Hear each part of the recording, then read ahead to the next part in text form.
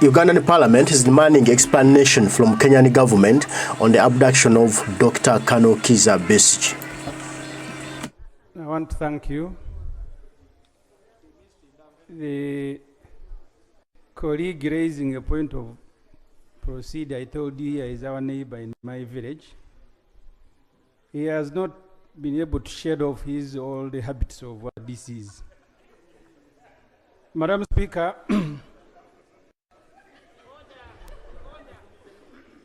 this statement... Give us the statement. This statement, Madam Speaker, on abduction of Dr. Kiza Besigye from Nairobi, Kenya, November 16th, 2024.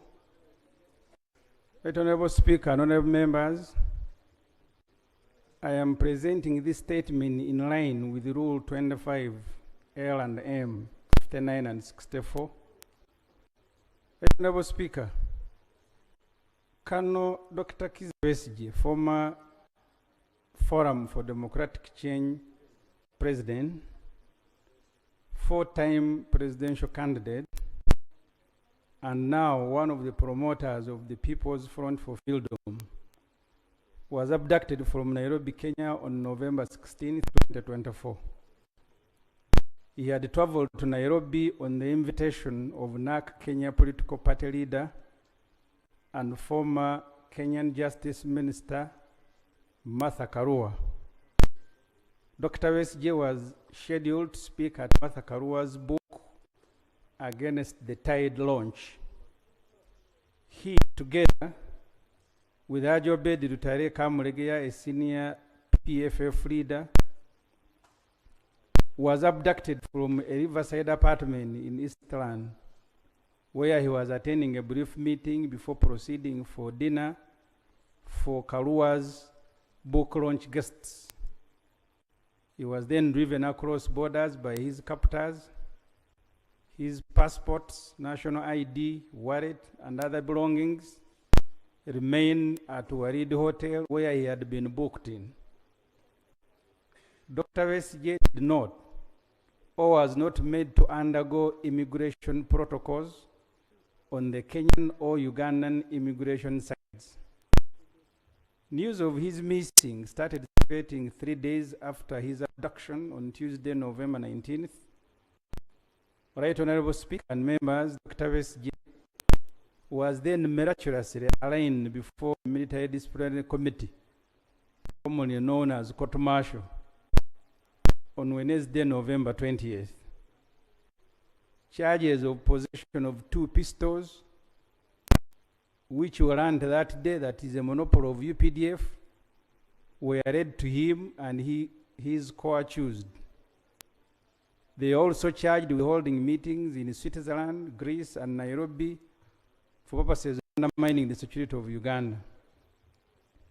Right, Honorable Speaker and honorable members, the abduction of Dr. Besigye has been condemned widely by the UN, lawyers, human rights defenders, the organizations and individuals. Even the Uganda Human Rights Commission has condemned this abduction and demanded for Besigye's immediate release. I call upon you, Madam Speaker, and the House to join the world in condemning this heinous crime of abduction. Condemned because there are laws, international and domestic, that govern extradition and deportation. The Ugandan, Kenyan, and international laws were all in this case not followed. Only criminals can do this. You may not be concerned with the Besigye, but be concerned with the state continuing to act criminally. I want to emphasize that point. You may not be concerned with the Besigye, but you should be concerned with the state continuing to act criminally. Madam Speaker, I raised the issue of the 36 PF members that were abducted from Kisumu in this House. They were handcuffed and even across borders in similar manner. The 3 women who were part of this group were not allowed to ease themselves for 14 hours.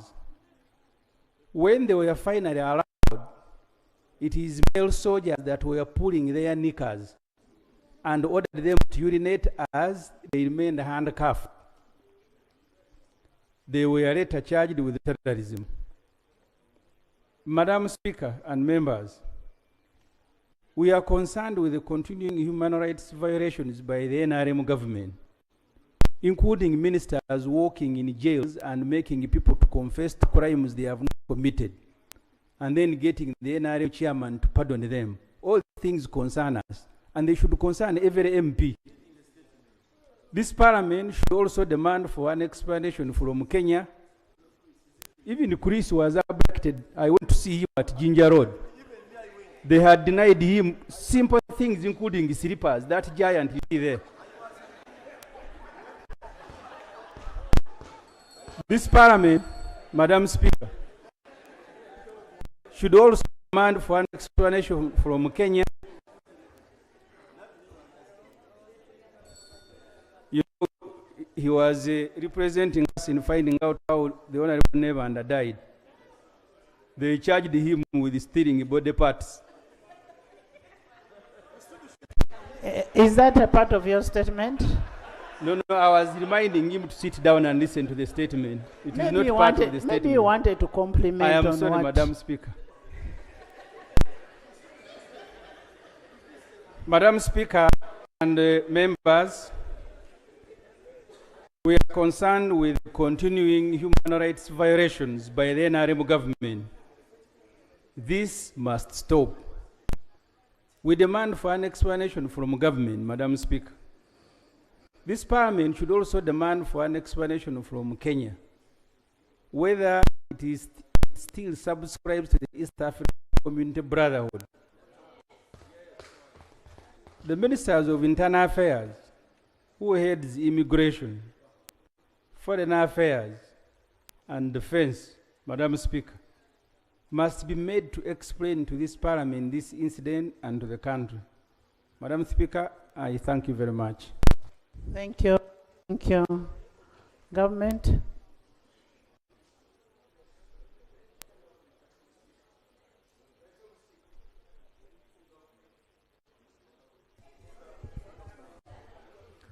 Right Honorable Speaker, You'll come. Let him first respond. I am alive to the fact that the issue substantially raised by Honorable Semujunganda is a matter before a court established through an act of parliament, the UPDF Act. What I can confirm on behalf of government is what is already in the public domain. That Colonel retired Dr. Kiza Besigye arrested, produced in court, charged, and remanded to lose their appearance, and he will be availed back to court on the 2nd of December 2024.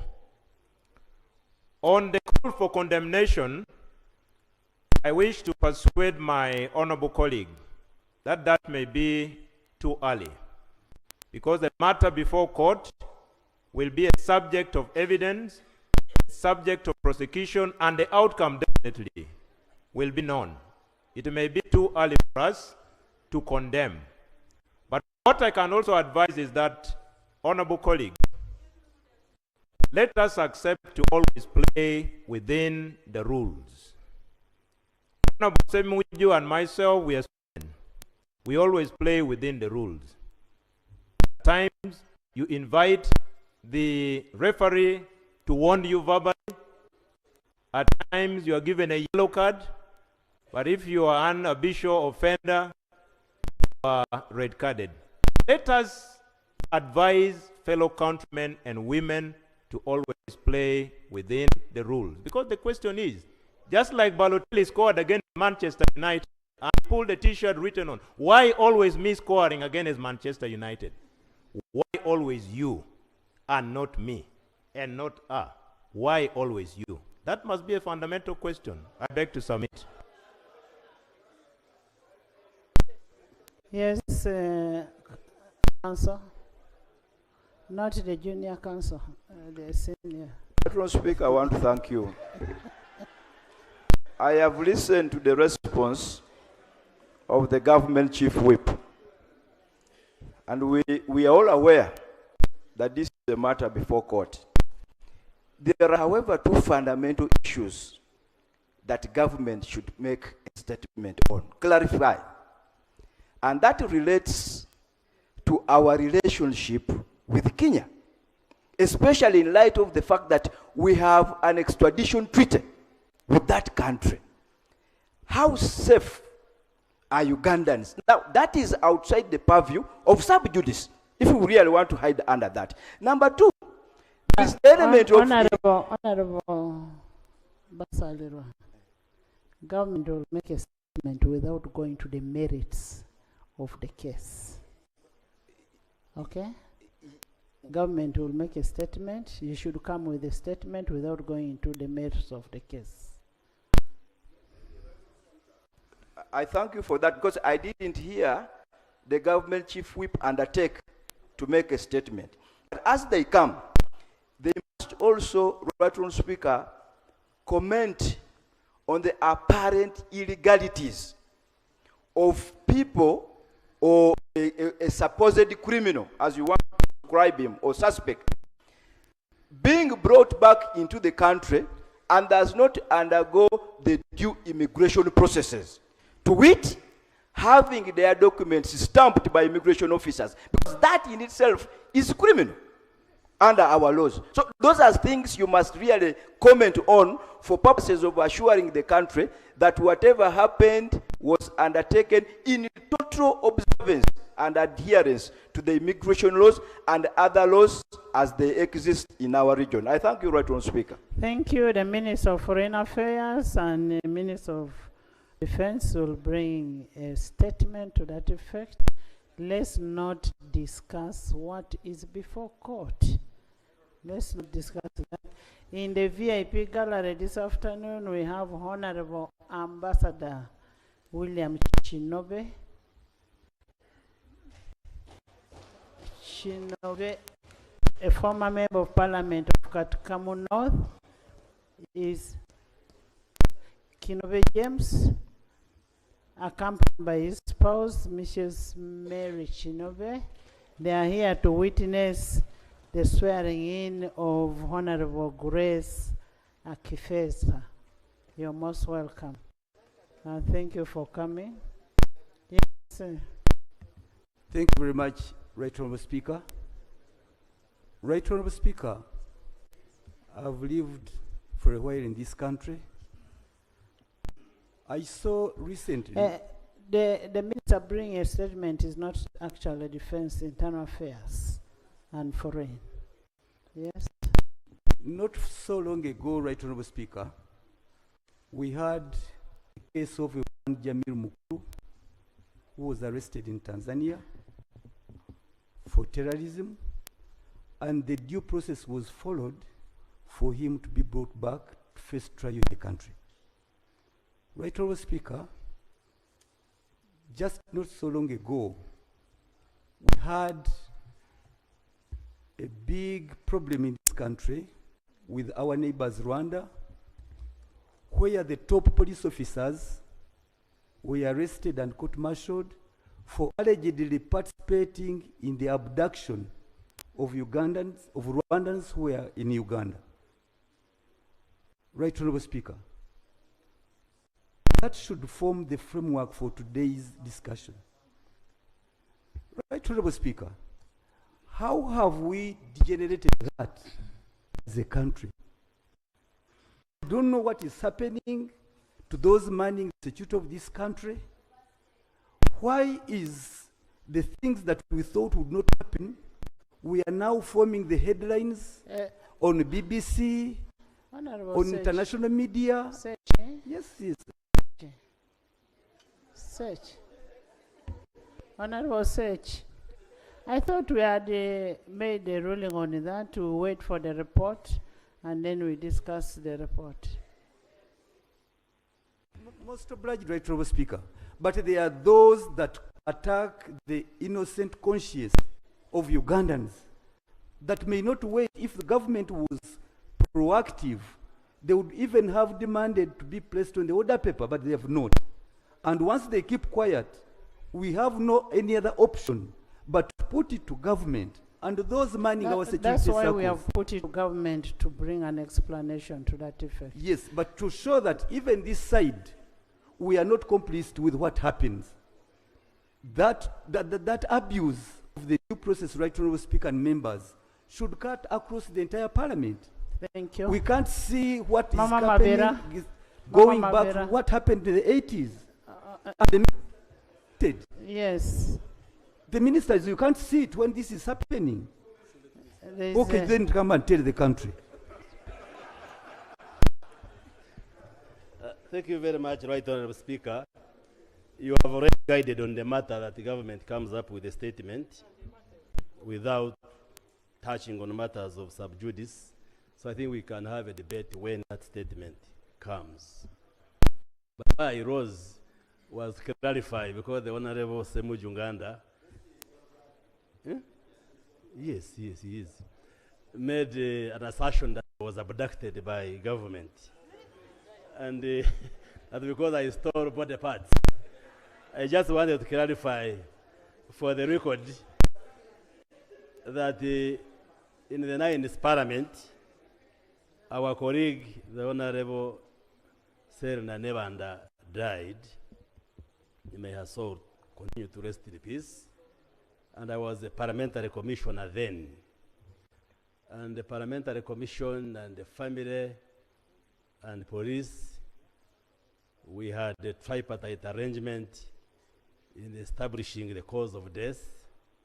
But in the process, the state saw that some of the steps we took, especially to send samples outside the country, normal practice in the medical profession, the state thought that it was irregular and unlawful. And indeed, I was arrested. Yes, arrested together with other colleagues. We appeared in the court for 9 months, and the court ruled that we had no case to answer. The Honorable Katuntu was a lawyer. So I just wanted to clarify. Actually, Brenda was your Surety, yes. So I just wanted to clarify that I was not abducted, but I was arrested and I didn't steal. I didn't steal. And I stated then that I'm a medical professional and I knew what I was doing was correct. But I went through the due process and I was declared innocent.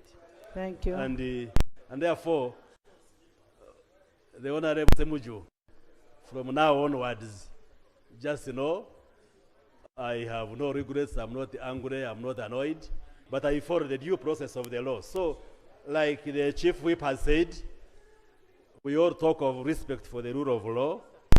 Since our senior brother, Dr. Besigye, has been produced in the court, let's leave the process to take its course without Parliament injuring that process. Thank you very much. Thank you. Thank you. Honorable Speaker,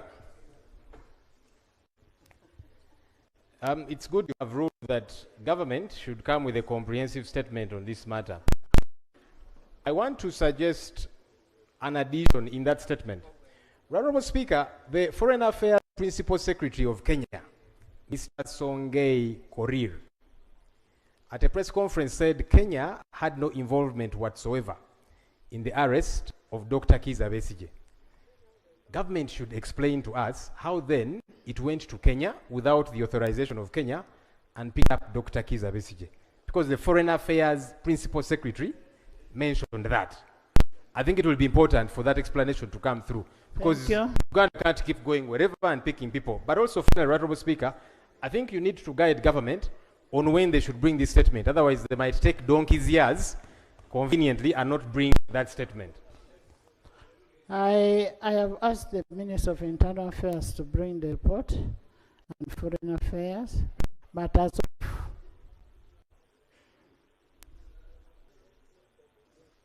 as of yesterday, I got a letter from Honorable Muhose saying it's going to be out up to Friday. So can we have the statement on Tuesday?